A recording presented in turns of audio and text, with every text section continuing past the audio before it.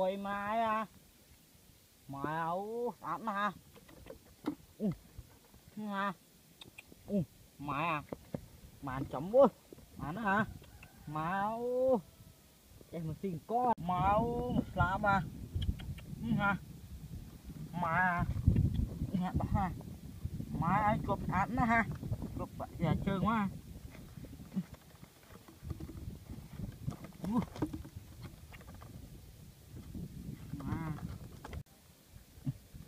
Mà chuồng cơ lọt lọt rồi mà nó nè mà dạ phải chặt tùng sắn đó mày má nè chặt tùng sắn nè rồi bán là việc tạt tao bán nè